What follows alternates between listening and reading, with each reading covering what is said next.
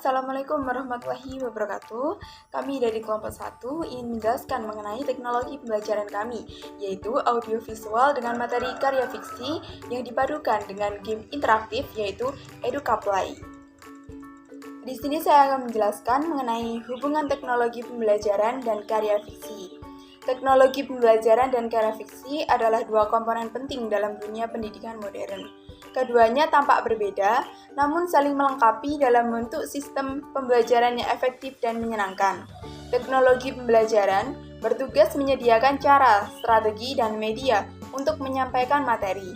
Sementara karya fiksi adalah salah satu konten pembelajaran yang memiliki kekuatan besar dalam membentuk daya pikir, empati, dan kreativitas peserta didik.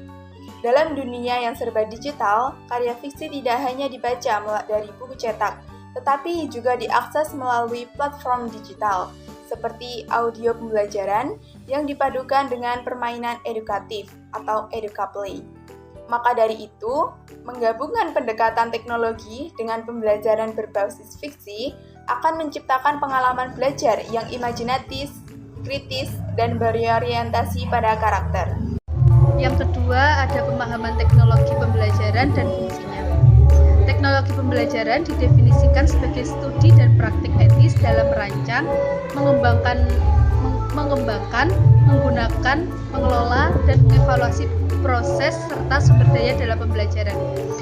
Konsep ini tidak sekedar penggunaan alat digital, tetapi menyangkut seluruh sistem pendidikan yang terintegrasi dengan teknologi.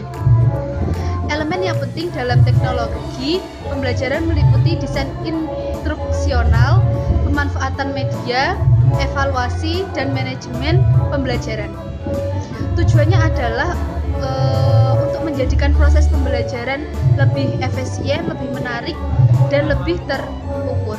Dalam konteks fiksi, teknologi pembelajaran dapat digunakan untuk membuat cerita lebih kreatif, lebih hidup dalam animasi, serta kegiatan menulis dan membaca lebih kreatif dengan memanfaatkan digital atau berbasis digital. Karya fiksi dan ragamnya dalam dunia pendidikan. Karya fiksi adalah narasi yang bersifat imajinatif, tidak selalu berlandaskan fakta, namun menggambarkan nilai-nilai kehidupan, perasaan manusia, dan berbagai kemungkinan dunia yang luas. Dalam pendidikan, fiksi berperan penting untuk mengembangkan keterampilan literasi, kreativitas, serta kemampuan berpikir kritis siswa. Jenis-jenis karya fiksi mencakup cerita pendek, novel, fiksi ilmiah, fantasi, misteri, roman, drama, dan lainnya. Cerita pendek fokus pada satu karakter dan satu konflik. Novel, kisah panjang dengan konflik yang kompleks. Fiksi ilmiah bertema masa depan dan teknologi. Fantasi, misteri, roman, dan drama memiliki karakter genre yang luas, yang khas. Fiksi dapat disampaikan melalui berbagai media digital, termasuk video animasi, cerita interaktif, atau komik digital yang sangat cocok untuk generasi pelajar digital native saat ini. Nilai edukatif, manfaat, dan bahasa fiksi. Mempelajari dan membaca karya fiksi bukan hanya menyenangkan atau sekedar hiburan saja, namun juga sebagai sarana pendidikan yang penuh dengan nilai intelektual, emosional, dan sosial. Karya fiksi seperti cerpen, novel, dan juga drama merupakan bentuk penyajian dari pengalaman manusia yang dibalut dalam bahasa yang estetik. Maka dari itu, pembaca dapat memperoleh manfaat baik dalam konteks pendidikan maupun pengembangan diri. Berikut adapun beberapa manfaat karya fiktif. Yang pertama, meningkatkan berpikir kritis. Fiksi mengajak kita untuk berpikir tidak hanya mengikuti alur cerita, tetapi juga menganalisisnya. Saat membaca novel misalnya, kita dapat memahami struktur alur, menggali konflik, dan menilai tindakan tokoh dan mencari tahu apa yang akan terjadi berikutnya. Yang kedua, memperluas wawasan. Lewat fiksi kita bisa pergi ke zaman kolonial, ke pelosok Afrika, atau bahkan ke dunia fantasi. Kita memahami budaya lain, kebiasaan yang berbeda, cara berpikir yang asing bagi kita. Hal ini sangat memperkaya cara kita melihat dunia dan membantu kita menjadi lebih terbuka terhadap perbedaan. Yang ketiga, menumbuhkan empati. Ketika kita membaca kisah seorang tokoh yang sedang mengalami kehilangan, konflik batin, atau perjuangan hidup, kita belajar merasakan apa yang dialami atau dirasakan oleh orang lain. Inilah yang disebut dengan empati. Dalam masyarakat yang semakin individualisme ini, empati sangat diperlukan, maka fiksi sangat berperan penting dan merupakan sarana yang paling efektif untuk menumbuhkannya. Yang keempat, yaitu mengembangkan kreativitas. Cerita bisa hadir dalam bentuk realis, surrealis, bahkan absurd. Semua ini menantang pikiran pembaca untuk berimajinasi dan berpikir di luar kebiasaan. Membaca fiksi adalah latihan bagi otak untuk membayangkan, mencipta, dan berpikir kreatif, yang mana hal ini sangat dibutuhkan dalam abad 21 saat ini. Yang kelima, mengurangi stres.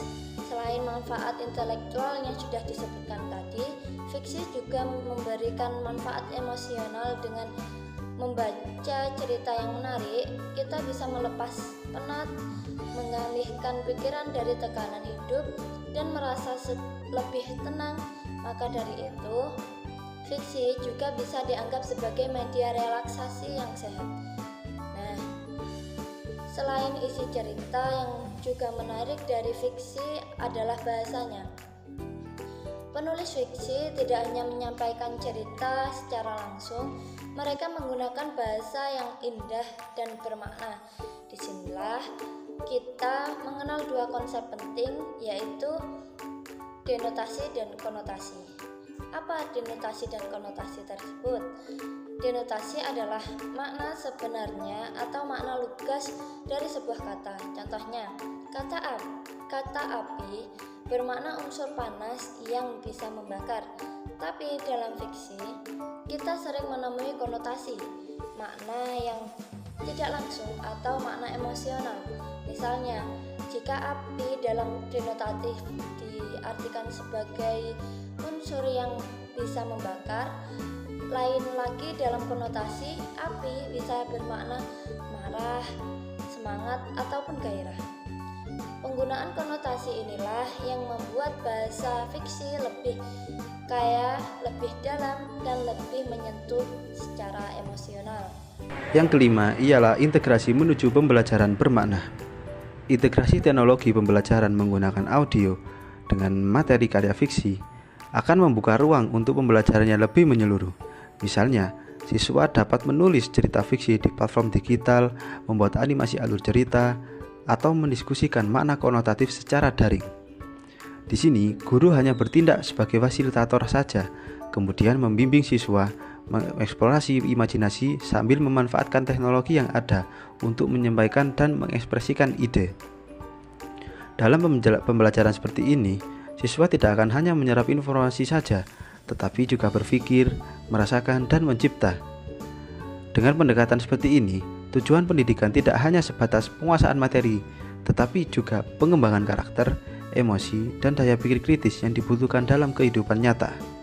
Di samping itu, terdapat kelebihan dan kekurangan menggunakan audio pembelajaran pada materi karya fiksi. Yang pertama ialah meningkatkan imajinasi dan visualisasi. Audio memungkinkan pendengar membayangkan suasana seperti tokoh dan alur cerita dengan bebas, sehingga dapat meningkatkan daya imajinasi siswa terhadap karya fiksi. Kedua, fleksibel dan mudah diakses. Audio pembelajaran bisa didengarkan kapan saja dan di mana saja, sehingga siswa bisa belajar sambil beraktivitas lainnya seperti saat perjalanan ataupun istirahat. Ketiga, meningkatkan kemampuan menyimak dan diksi. Membantu siswa dalam memahami pelafalan, intonasi, dan penekanan dalam bahasa fiksi yang penting dalam pembelajaran keterampilan menyimak dan berbicara. Kekurangan audio pembelajaran pada materi karya fiksi. Yang pertama, tidak menyediakan visualisasi secara langsung. Tanpa gambar atau teks, beberapa mungkin siswa akan kesulitan memahami latar, karakter, atau alur cerita yang kompleks hanya melalui suara. Kedua, tergantung pada konsentrasi penuh. Jika siswa tidak fokus, mereka bisa kehilangan informasi penting karena audio bersifat linear, tidak bisa dilihat sekilas seperti teks. Ketiga, kurang interaktif. Pada pembelajaran ini, audio pembelajaran bersifat satu arah, tanpa interaksi langsung atau aktivitas tambahan. Siswa bisa merasa pasif dan cepat merasa bosan. Demikian presentasi dari kami. Terima kasih, kurang lebihnya mohon maaf. Wassalamualaikum warahmatullahi wabarakatuh.